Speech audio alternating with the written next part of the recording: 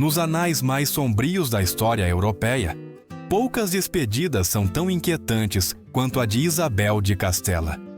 Não porque seu fim estivesse envolto em gestos grandiosos ou cerimônias épicas, mas porque aconteceu no lugar mais perigoso para alguém acostumada ao poder absoluto: a intimidade.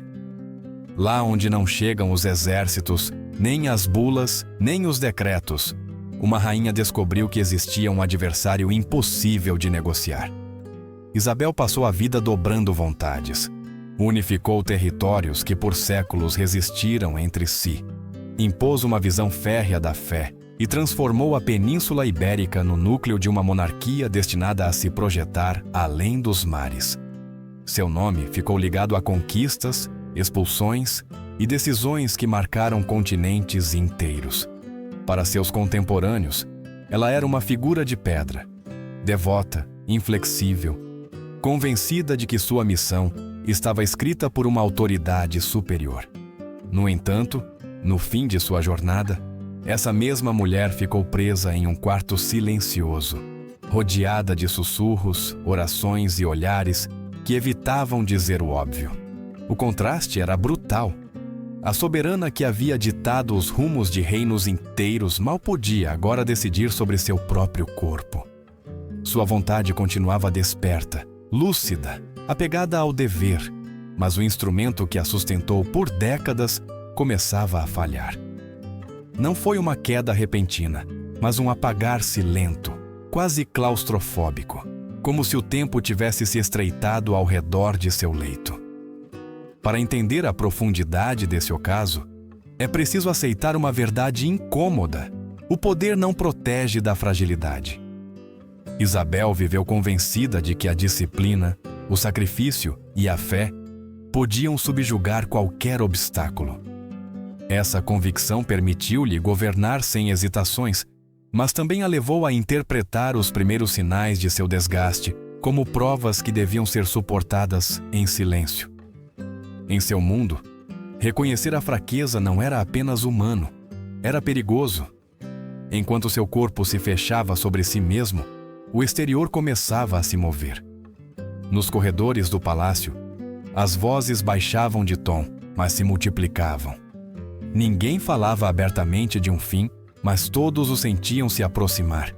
O futuro de Castela, a sucessão, os equilíbrios cuidadosamente construídos, tudo dependia de uma mulher que já não conseguia se levantar da cama. O poder, que sempre emanara dela com naturalidade, começava a se dispersar como fumaça. Esta não é apenas a história de uma rainha em seus últimos dias. É a história de um sistema que descobre sua própria vulnerabilidade quando o centro se enfraquece. Isabel de Castela, arquiteta de um império nascente, enfrentou o único inimigo que nunca pôde subjugar: o lento colapso da carne.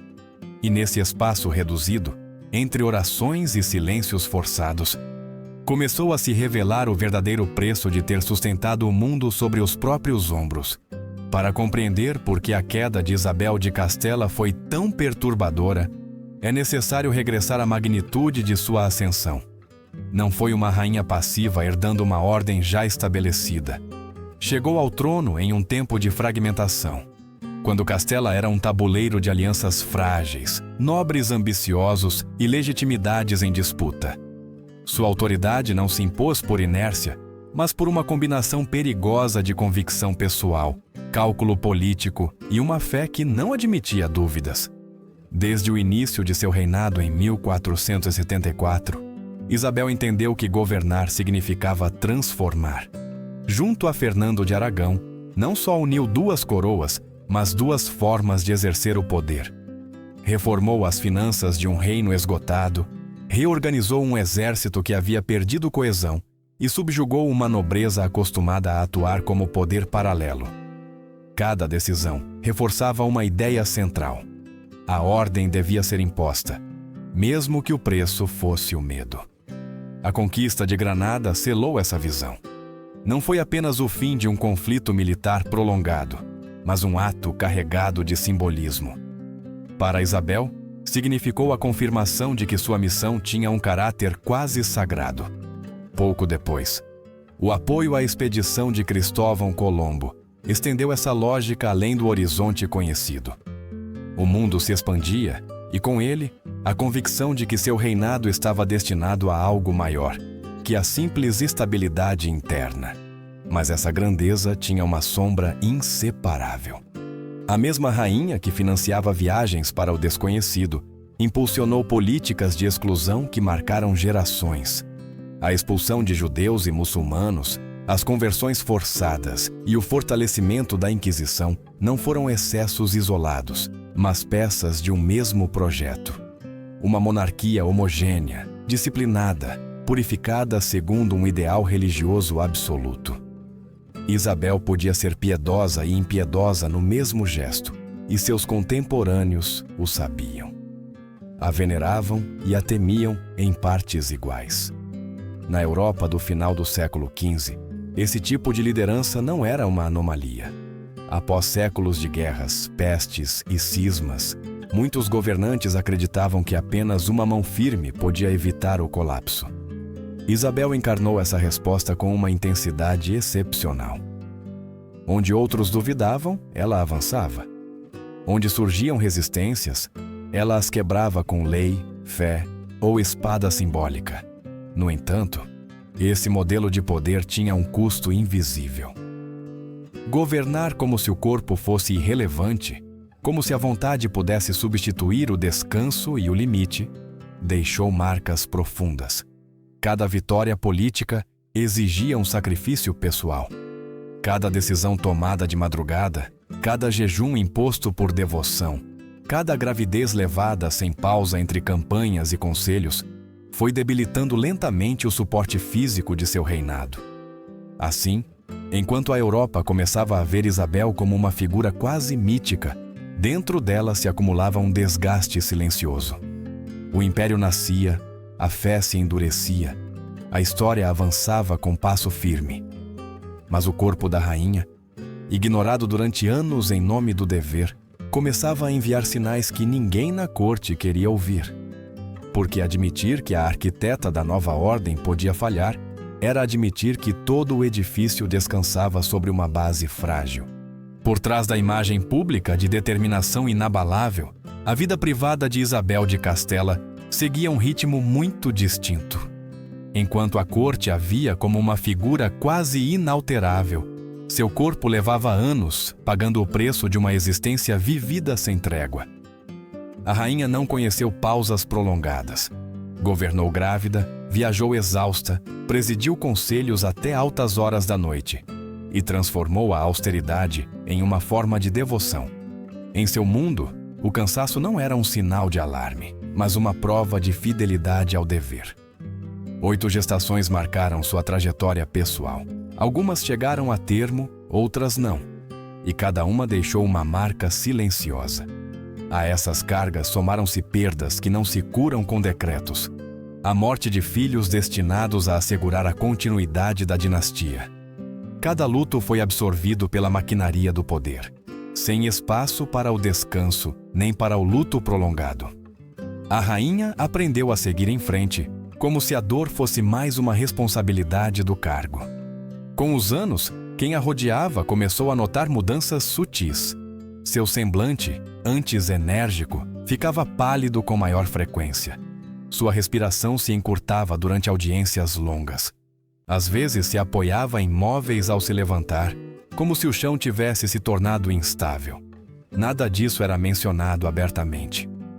Na cultura política da época, reconhecer uma fraqueza física equivalia a abrir a porta para a dúvida, e a dúvida era o inimigo mais perigoso de um trono recém-consolidado. A própria Isabel interpretava esses sinais através do filtro de sua fé. Para ela, o corpo era um instrumento a serviço de uma missão superior. O jejum, o desconforto e a fadiga eram virtudes, não advertências. Se algo doía, oferecia-se como sacrifício. Se o descanso parecia necessário, era adiado em favor do dever. Essa lógica, profundamente enraizada na espiritualidade de seu tempo, reforçava uma ideia perigosa, que a vontade podia corrigir qualquer desequilíbrio. Os médicos da corte, limitados pelo conhecimento da época e condicionados pelo respeito à figura real, ofereciam explicações tranquilizadoras. Falavam de desajustes passageiros, de esforços acumulados, de males comuns que se corrigiam com rituais e paciência. Ninguém queria ser o primeiro a sugerir que o problema era mais profundo. Ninguém queria carregar a responsabilidade de anunciar que o corpo que sustentava o reino começava a falhar. Enquanto isso, Isabel continuava agindo como se nada tivesse mudado. Presidia conselhos da cama quando necessário, ditava ordens com voz firme, embora tivesse que fazer pausas entre as frases, e mantinha a aparência de controle absoluto. Mas na intimidade, a rainha começava a se experimentar uma sensação inquietante, a de não poder dominar aquilo que acontecia dentro de si. Era uma experiência nova e desconcertante para alguém acostumada a subjugar tanto pessoas quanto circunstâncias. Essa tensão entre a imagem e a realidade criou um silêncio perigoso em torno de sua saúde. Um silêncio compartilhado pela rainha, seu entorno e um sistema político que dependia de sua fortaleza. Nesse mutismo coletivo, os primeiros sinais de um declínio irreversível ficaram enterrados sob orações, rotinas e uma fé inabalável de que tudo podia continuar como sempre. Mas a história raramente concede esse tipo de indulgência. O primeiro aviso sério chegou em um momento carregado de simbolismo. Durante os meses finais do longo cerco de Granada, no inverno de 1491, Isabel sofreu um colapso que inquietou até os mais leais. No acampamento circularam rumores contidos, olhares esquivos, orações apressadas. Por um instante, a ideia impensável se insinuou entre as tendas. A rainha poderia não se levantar. Aquela crise passou, ou pelo menos assim se quis acreditar, e o triunfo final eclipsou qualquer inquietude. Granada caiu, as bandeiras se ergueram e a história seguiu seu curso. Mas esse episódio deixou uma marca invisível. Não uma ferida que sangra, mas uma fissura que se alarga com o tempo. A partir de então, o cansaço já não se dissipava com uma noite de descanso. Os desconfortos regressavam com mais frequência, como um eco persistente que ninguém sabia como interpretar. Na corte, a linguagem se tornou prudente. Falava-se de fadiga natural, de consequências do esforço, de provas enviadas para temperar o espírito. Nomear o perigo teria sido reconhecê-lo. A medicina da época oferecia um quadro confortável para a negação. Acreditava-se que o corpo se regia por equilíbrios delicados que podiam ser corrigidos com disciplina e rituais. Os tratamentos reforçavam a ideia de que a ordem podia ser restaurada se houvesse insistência suficiente. E em uma corte onde a autoridade da rainha era inquestionável, ninguém se atrevia a contradizer seu desejo de continuar. Isabel aceitava essas explicações com serenidade. Para ela, parar teria sido trair a missão que acreditava ter recebido. No entanto, os anos seguintes trouxeram sinais mais difíceis de ignorar. O mal-estar se tornou mais insistente, a energia diminuía sem razão aparente, e certas jornadas se tornavam insuportavelmente longas. Ainda assim, a rainha persistia. Ditava disposições com uma calma estudada, ouvia petições, resolvia conflitos. Se sua voz tremia, atribuía ao jejum. Se precisava de apoio ao se levantar, tomava como uma concessão momentânea. A vontade continuava no comando, embora o corpo começasse a desobedecer. Esse padrão revela algo mais profundo que uma simples resistência pessoal. Reflete uma cultura de poder, onde a fragilidade devia ser ocultada para preservar a ordem. Nesse contexto, a saúde da rainha não era apenas um assunto privado, mas uma questão de Estado. Reconhecer um declínio teria ativado tensões latentes, ambições contidas, dúvidas perigosas.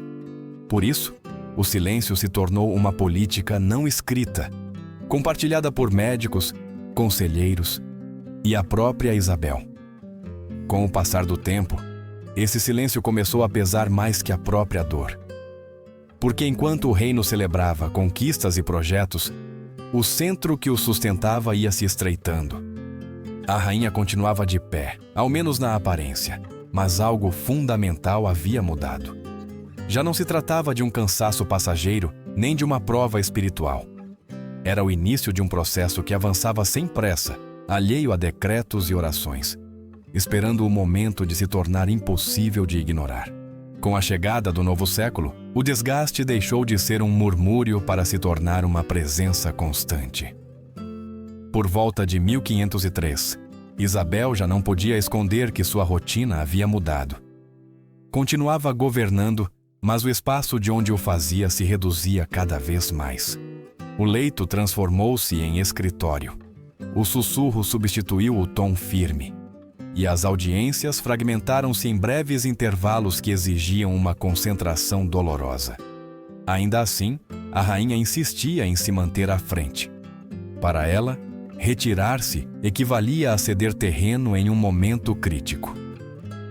As damas que a assistiam foram as primeiras a compreender a gravidade da mudança, não por um gesto isolado, mas pela soma de detalhes. A forma cautelosa de se mover, a necessidade de se apoiar ao ajoelhar-se, a atenção constante a uma área do corpo que parecia reclamar silêncio e controle. Isabel minimizava tudo. Falava do passar do tempo, dos sacrifícios inevitáveis do governo, da disciplina que havia sustentado sua vida desde jovem. Mas, em particular, o medo começava a tomar outra forma. Não era temor de perder o poder, mas de perder o domínio sobre si mesma. Em paralelo, o ambiente político ficou mais tenso. As mortes sucessivas de seus herdeiros diretos haviam aberto uma ferida profunda na dinastia. João, depois Isabel, depois o pequeno Miguel. Cada perda erodiu a certeza do futuro. A rainha, que sempre havia decidido com rapidez, começou a se deter mais do que o habitual. Não era dúvida aberta, mas uma pausa que seus conselheiros notaram de imediato.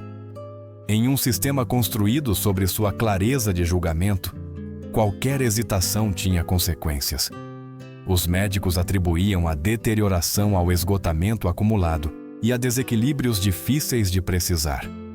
Recomendavam repouso que nunca era totalmente cumprido, rituais destinados a restaurar a harmonia interna e orações que reforçavam a ideia de uma prova providencial. Isabel aceitava essas explicações porque se encaixavam em sua visão de mundo. Se o sofrimento tinha um sentido, então devia ser suportado. Essa convicção, tão eficaz na política, tornava-se agora uma armadilha silenciosa. Enquanto a rainha lutava para manter o controle, a corte começava a se reorganizar. Sem proclamações nem confrontos visíveis, as alianças se ajustavam. Alguns olhavam para Fernando com maior atenção, outros começavam a calcular o futuro sob o reinado de Joana. Os corredores se encheram de conversas discretas, de gestos que evitavam o olhar direto, de uma pergunta que ninguém se atrevia a formular em voz alta. O que aconteceria quando Isabel já não pudesse sustentar o reino? Ela percebia tudo. Mesmo nos momentos de maior fraqueza, sua mente continuava alerta. Por isso redobrou esforços, emitiu decretos, resolveu disputas pendentes e começou a ordenar o inevitável. Não o fez com resignação, mas com a mesma firmeza que havia marcado sua ascensão. Cada decisão era uma afirmação de autoridade diante de um corpo que se fechava sobre si mesmo. Nesse contraste, definiram-se seus últimos meses. Uma vontade intacta tentando governar de um espaço cada vez mais estreito, enquanto o mundo que havia construído se preparava, em silêncio, para continuar sem ela. No início de 1504, o quarto de Isabel de Castela tornou-se o verdadeiro centro do reino.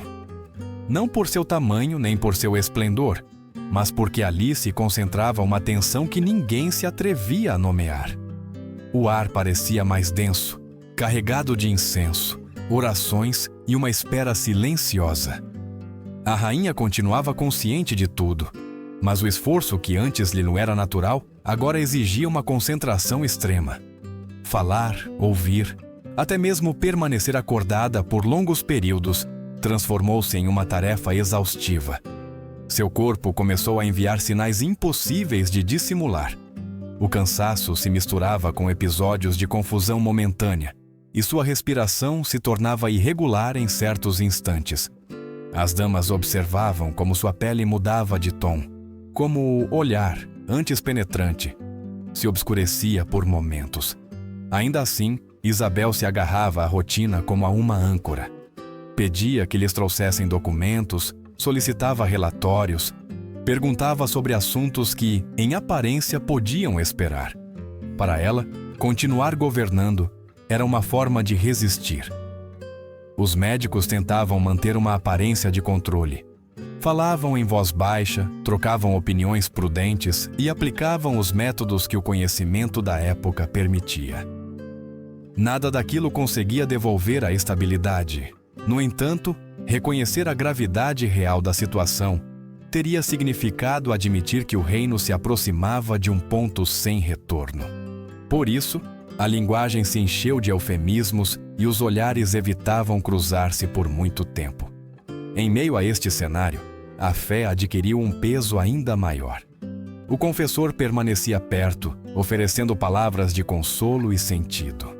Isabel ouvia, às vezes com atenção, outras com uma expressão ausente. Sua relação com a espiritualidade nunca havia sido tépida, mas agora se tornava mais complexa.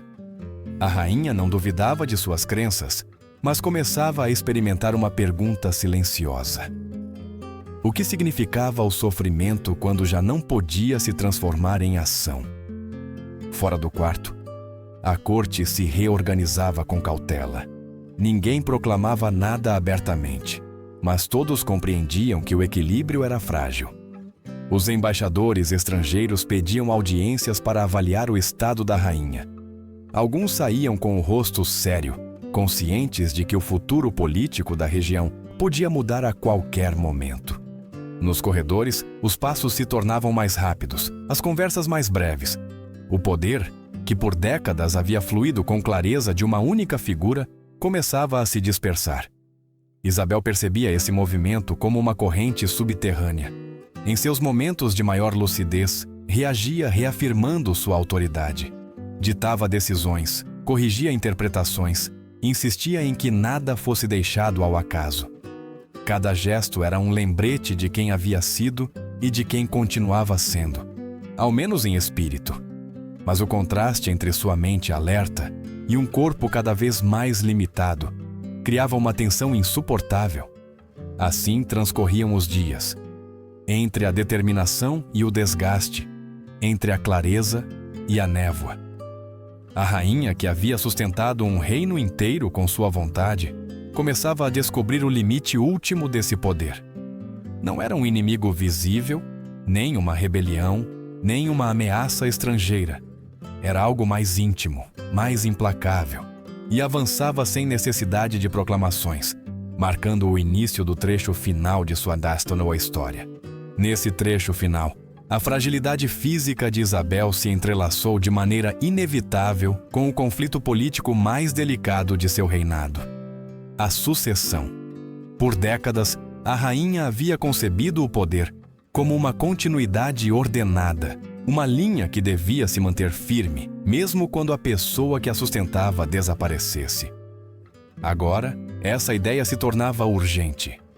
Cada conversa exigia um esforço desmedido, mas Isabel sabia que adiar decisões era permitir que outros as tomassem por ela.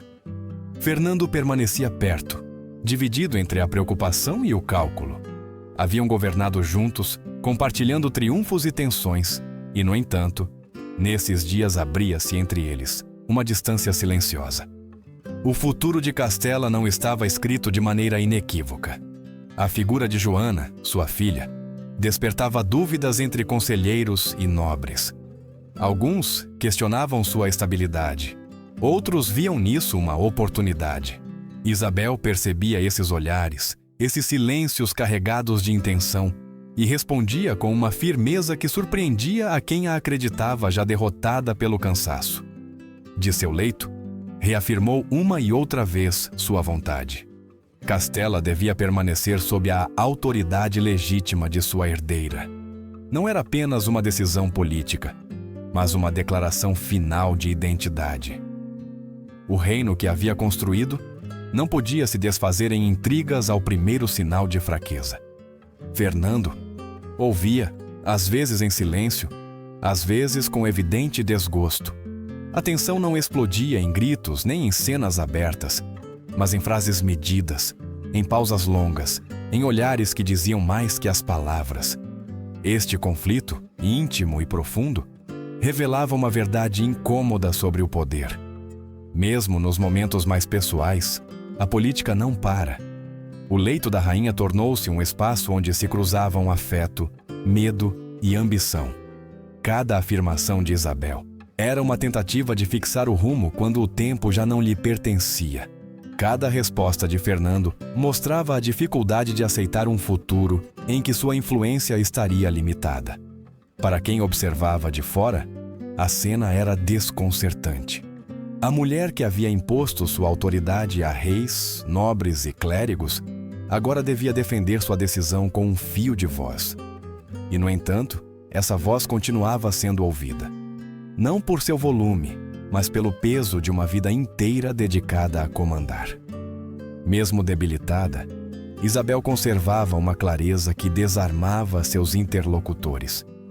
Essas trocas deixaram a rainha exausta. Após cada conversa, precisava de longos momentos de quietude. Suas damas haviam fechar os olhos, como se reunisse forças para se sustentar em pé dentro de si mesma. Mas não se retratou.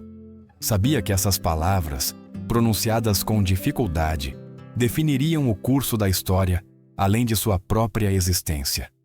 Nesse espaço reduzido, entre sussurros e silêncios densos, selou-se o último ato de sua autoridade.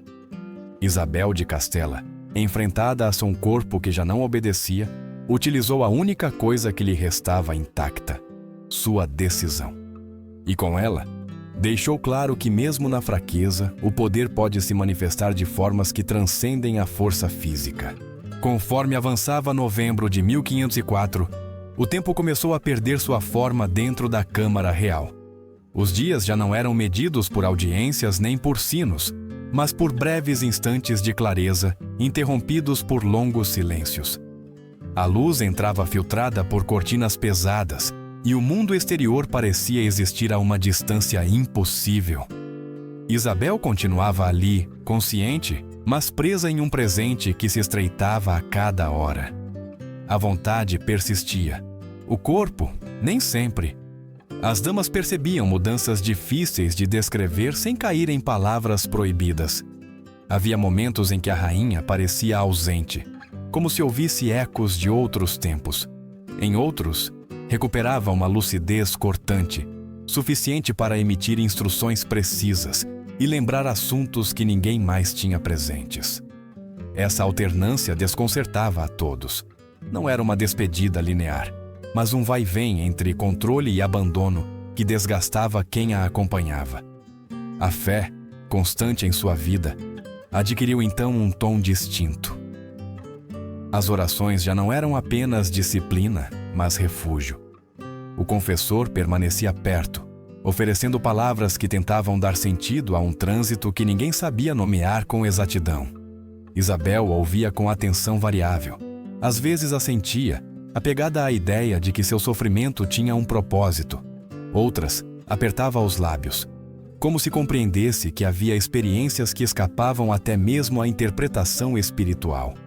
Fora do quarto, o reino prendia a respiração. Nobres e enviados estrangeiros se aproximavam de Medina del Campo, não para consolar, mas para observar. Cada gesto, cada rumor, cada relatório era analisado como um sinal do porvir. O poder, sempre atento ao vazio, começava a se reorganizar sem esperar um anúncio formal. Nos corredores, a palavra "depois" se insinuava em conversas breves, carregadas de cautela. Dentro, a rainha o sabia. Em um de seus momentos de maior clareza, pediu para revisar novamente seu testamento. Não se tratava de um capricho, mas de uma última afirmação de ordem. confirmou decisões já tomadas, insistiu na continuidade legítima e deixou claro que sua vontade não devia ser interpretada, mas cumprida. O esforço foi enorme. Após essas palavras, ficou exausta, como se tivesse entregue uma parte final de si mesma. A atmosfera ficou mais pesada. O silêncio já não era apenas respeito, mas espera. As damas permaneciam perto, atentas a qualquer movimento, conscientes de que o desfecho se aproximava sem necessidade de se anunciar. Isabel, por sua parte, parecia compreendê-lo. Não falava do fim como uma ideia abstrata, mas como uma presença que compartilhava o quarto. Em uma ocasião, murmurou que sentia como algo se apagava lentamente em seu interior, não com violência, mas com uma insistência impossível de deter. Assim se encerravam seus últimos dias, entre lampejos de autoridade e uma quietude cada vez mais prolongada. A rainha, que havia sustentado um reino inteiro com sua vontade, começava a descobrir o limite último do comando. E nessa confrontação silenciosa, sem gestos grandiosos, nem palavras solenes, revelava-se uma verdade que a história costuma ocultar. Mesmo quem muda o curso do mundo deve, no final, render-se a um processo que não reconhece coroas nem decretos. A manhã de 26 de novembro de 1504 amanheceu envolta em uma quietude estranha. Não houve proclamações nem sinais visíveis de que aquele dia marcaria o fim de uma era. Dentro do quarto, o tempo parecia suspenso. Isabel de Castela mal falava já. Sua respiração era curta, medida, como se cada instante exigisse uma decisão consciente.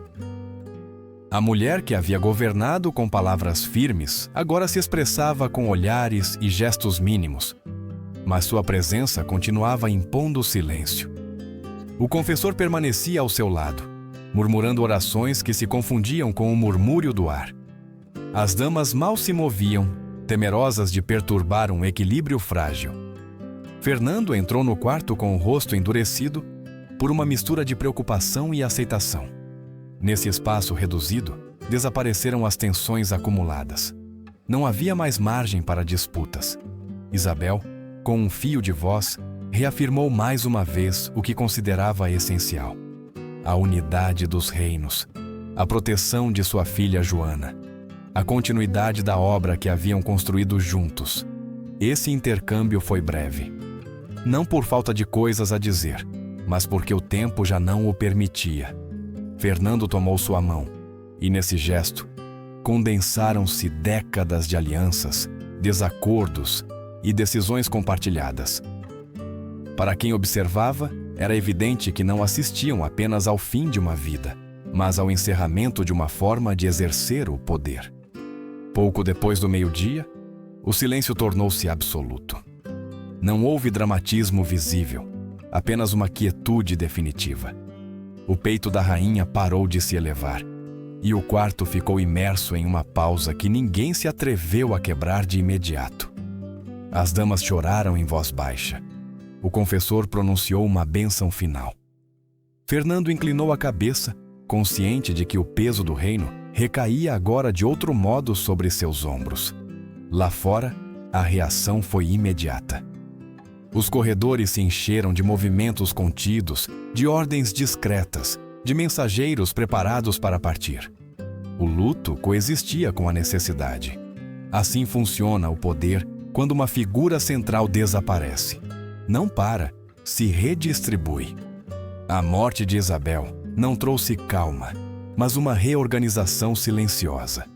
O corpo da rainha foi tratado conforme os rituais de seu tempo, envolto em símbolos destinados a preservar a dignidade mesmo quando a vida já não estava presente. No entanto, para além dos aromas e dos tecidos, restava uma realidade impossível de ocultar. Seu fim havia sido longo, íntimo e profundamente humano.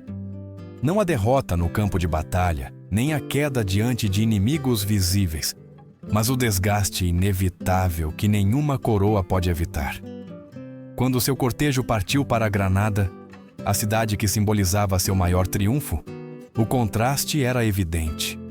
A grandeza exterior ocultava uma verdade mais incômoda.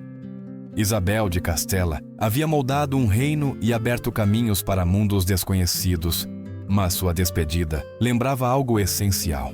O poder pode transformar a história, mas não concede imunidade diante do limite último da existência. A viagem para Granada foi solene, longa e carregada de simbolismo. Acompanhado por estandartes, clérigos e nobres, o cortejo avançou como se tentasse fixar na memória coletiva uma imagem de grandeza inalterável. No entanto, sob essa cenografia cuidadosamente construída, percebia-se uma inquietude profunda. A rainha que havia conquistado aquela cidade regressava agora a ela de uma forma muito distinta, convertida em recordação e em legado. O trajeto não só transportava um corpo, mas uma época inteira para seu encerramento definitivo. Na Capela Real, seu destino final, completou-se o ritual que a história exigia.